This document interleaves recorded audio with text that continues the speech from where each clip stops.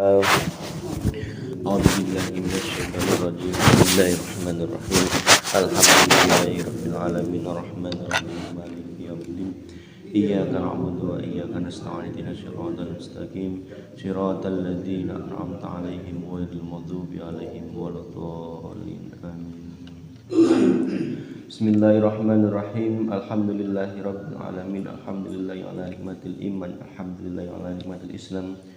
Asyhadu an la ilaha illallah wa asyhadu anna Muhammadar Rasulullah. Allahumma shalli ala sayyidina Muhammad wa ala ali sayyidina Muhammad sallallahu alaihi wasallam. Yang dimuliakan Allah, beliau Ibu Ustaz, yang dimuliakan Allah, beliau Bapak Imam Masjid Jami'ah Munawwarah, Bapak Ketua PKM, Bapak Haji Adianto, Bapak PTKN, Bapak Kasepuan, Ibu-ibu sadayana jamaah subuh rahimakumullah. Alhamdulillah orang sadayana tiasa ngarumpul ngariung dina masjid. Alhamdulillah pada pagi ini kita dapat diberikan kesempatan oleh Allah untuk senantiasa menghirup udara yang begitu sejuk. Karena nikmat yang paling dekat dengan kita adalah nafas. Nikmat yang paling dekat dengan kita yang bisa kita rasakan adalah nafas. Maka harus kita syukuri atas nafas yang diberikan oleh Allah. Setiap satu tarikan nafas, saya yakin tidak mau ditukar dengan harta sebesar apapun. Saya yakin itu. Tidak ada orang yang mau menukar satu nafasnya dengan harta, benda, apapun dunia seisinya alam semesta ini. Tetapi jangan lupa bahwa kenikmatan tertinggi adalah perjumpaan kita dengan Allah Subhanahu wa taala. Kemakrifatan kita kepada Allah Subhanahu wa taala. Kembalinya ruhaniyah kita kepada Allah Subhanahu wa taala. Mari Bapak, Ibu-ibu, kita menelaah surat Al-An'am juz 8 ayat 147. A'udzu billahi minasyaitonir rajim. Fa in kadzdzabuka faqur rabbukum dzu rahmatin wasi'atin wa la yuraddu ba'suhu 'anil qaumil mujrimin. Maka jika mereka mendustakan kamu, katakanlah,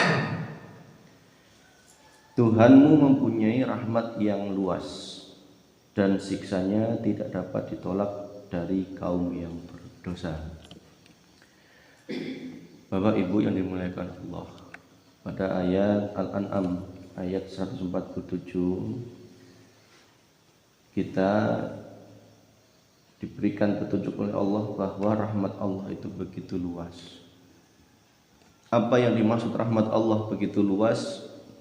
Yaitu Allah itu mampu dan meliputi segala sesuatu. Dan semua yang diliputi oleh Allah itu pasti rahmatnya Allah Subhanahu wa taala. Baik itu wujudnya ketakwaan, baik itu mohon maaf kemaksiatan, kenikmatan maupun bala, semua itu sejatinya adalah rahmat dari Allah Subhanahu wa taala. Hidup yang kita berikan ini pun juga rahmat dari Allah Subhanahu wa taala. Apapun yang ditampakkan oleh Allah, apapun yang kita dengar, yang kita rasakan, yang kita bicarakan, apa yang kita laksanakan, apa yang terjadi di alam semesta, baik alam semesta bumi tingkat 7 ke bawah, langit tingkat 7 ke atas, Sidratul Muntaha mustawa ars, yang zahiriyah dan yang batiniyah, semua itu adalah diliputi oleh rahmatnya Allah Subhanahu wa taala. Bahkan jauh lebih luas dari apa yang kita bayangkan. Artinya apa? Sampai kita menemui titik yang tidak bisa kita sebut, tidak bisa kita jangkau, tidak ada jarak, tidak ada waktu, tidak ada cahaya, tidak ada kegelapan. rahmat Allah bahkan sampai meliputi hal tersebut, ya. Jadi tidak bisa kita batasi dengan ruang dan waktu. Allah selalu menampakkan kita dengan ketakwaan. Di dalam ketakwaan itu adalah rahmatnya Allah Subhanahu wa ta'ala. Jika kita meyakini bahwa itu rahmat Allah, berarti ketakwaan itu bukan murni munculnya dari dalam diri, tetapi adalah pemberian mutlak dari Allah Subhanahu wa ta'ala.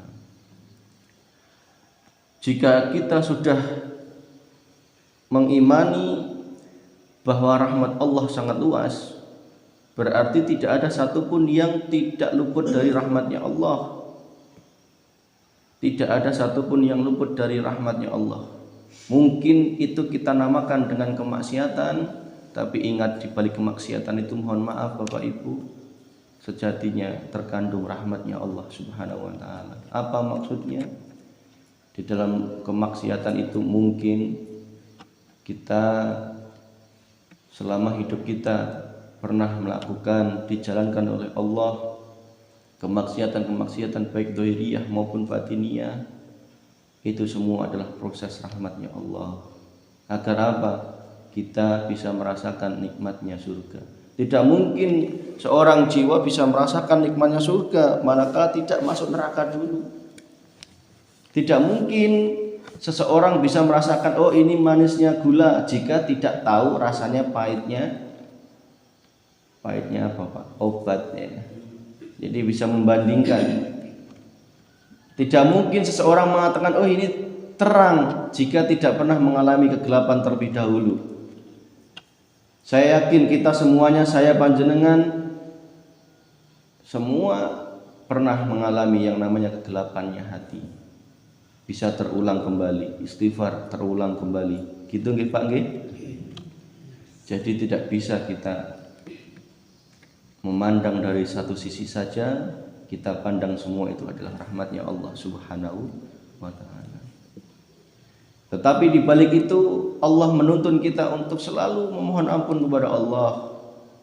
Jika kita sudah tahu bahwa hal itu merupakan rahmat Allah, tetapi rahmat yang sesungguhnya adalah maghfirah dari Allah, ampunan dari Allah Subhanahu wa ta'ala. Ketakwaan kembalikan kepada Allah. Oh, kita bisa ibadah, kita bisa puasa besok, itu pun karena rahmat dari Allah Subhanahu wa ta'ala. Bahasa ma'rifatnya karena digerakkan Allah Subhanahu wa ta'ala. Kenikmatan, di dalam kenikmatan apalagi, itu rahmat yang luar biasa dari Allah Subhanahu wa ta'ala, ya, termasuk kenikmatan subuhan seperti ini luar biasa nih Pak, nikmatnya nih. Tidak semua orang diberi kenikmatan, ya. Tidur pun jangan salah, itu pun juga termasuk kenikmatan rahmatnya Allah Subhanahu wa ta'ala. Yang mereka yang tidur, ya kita pandang rahmatnya Allah. Jangan engkau membuat hatimu terkotori, merasa kita yang di sini jauh lebih alim, lebih soleh. Jangan Pak. Kita doakan semoga beliau-beliau itu mendapatkan petunjuk hidayah, keringanan oleh Allah, agar dilangkahkan hatinya untuk subuhan secara istiqomah. Karena apa Pak? Sangat mudah bagi Allah untuk mencabut rahmatnya. Sangat mudah. Dalam satu detik Allah membalikkan iman kita, sangat mudah. Tidak bisa kita banggakan. Tidak bisa ketakwaan kita jadikan kebanggaan, karena itu adalah rahmat dari Allah Subhanahu wa ta'ala. Itu yang kami maksud, ya. Rahmat Allah meliputi segala sesuatu. Jadi kenikmatan yang tertinggi adalah hati kita bisa kembali kepada Allah Subhanahu wa ta'ala. Sebelum datangnya sakaratul maut kita, wajib hukumnya kita segera kembali kepada Allah. Tidak hanya jasmaniyah kita, tetapi rohaniyah kita wajib selalu ngibadah, nyawang Allah, nyapa Bu. Jangan sampai rohaniyah kita terkotori dengan sesuatu selain Allah Subhanahu wa taala. Hati-hati, karena rohaniyah kita itu mudah terbawa oleh yang namanya nafsu, oleh yang namanya dhahiriyah kita. Mudah sekali rohaniyah kita ini diajak oleh nafsu untuk nyawang selain Allah Subhanahu wa taala. Rohaniyah kita, batiniyah kita wajib hukumnya hanya ada gambar Allah. Maksudnya gambar Allah itu tidak boleh ada sesuatu selain Allah.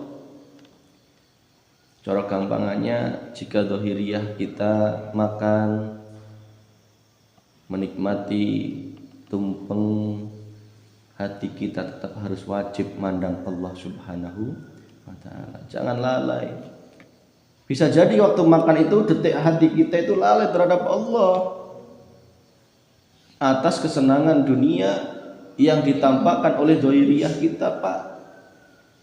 Tetapi manakala kita dibekali oleh Allah adzikru bisiril asrar, zikir yang rahasia di dalam rahasia, yang selalu hati ini mentok terus nyawang Allahnya, maka kami yakin apapun yang Allah tampakkan, rahmat-rahmat Allah yang ditampakkan oleh Allah tidak akan membuat engkau silau, tetapi yang engkau pandang tetap nembus terhadap sang pemilik rahmat, yaitu Allah Subhanahu wa ta'ala. Seseorang bisa takwa, bisa memiliki kekuatan, kesaktian, kehebatan, keilmuan, itu adalah cahayanya Allah. Berarti semua itu sejatinya yang wujud adalah sang pemilik cahaya itu. Karena cahaya itu hanya dipancarkan, Pak. Termasuk apa yang kita laksanakan subuh ini juga pancaran dari Allah. Pancaran dari Allah. Nurullah. Dan nurullah itulah di dalamnya diliputi oleh rahmatnya Allah Subhanahu wa ta'ala. Rohaniyah kita dengan adanya rahmat Allah secara syariat bersyukur, secara hakikat terus pandanglah Allahnya, jangan berhenti di rahmatnya.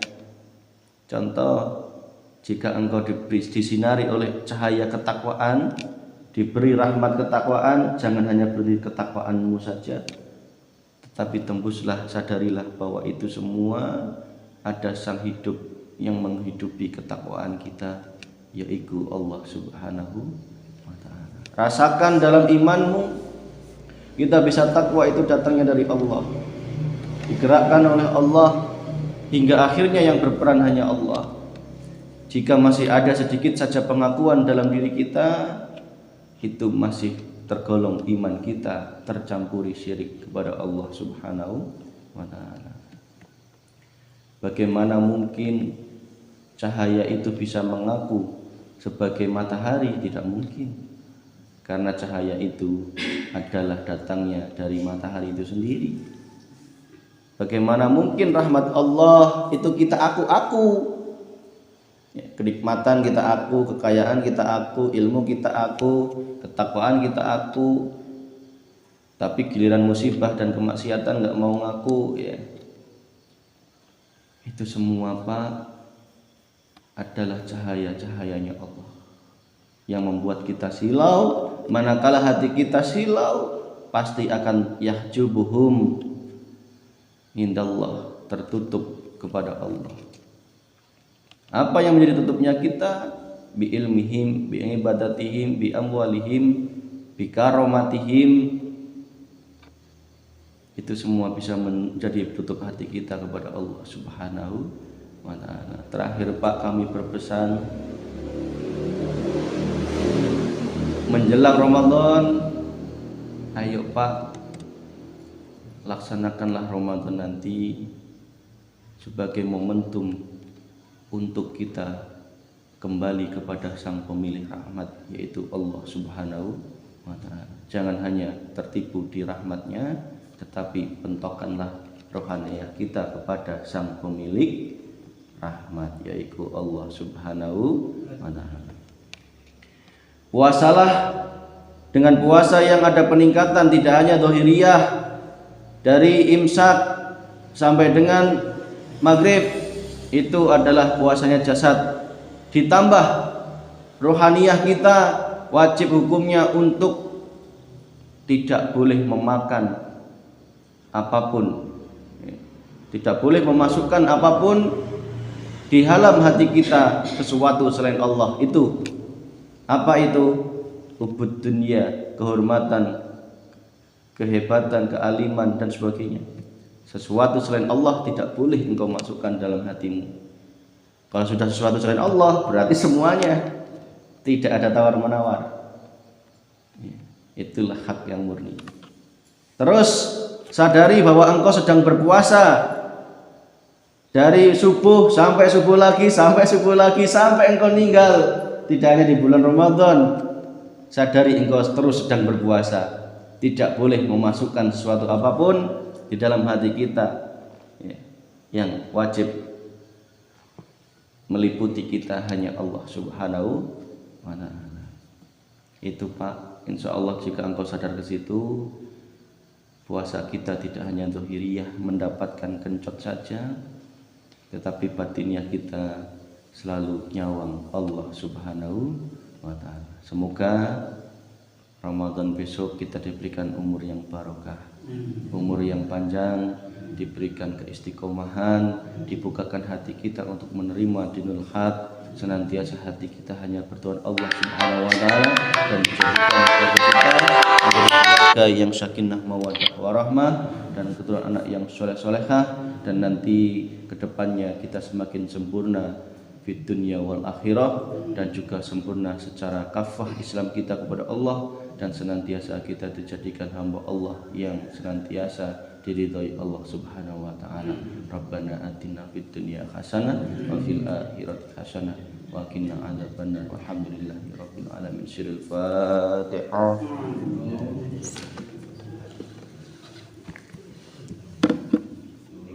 Iya.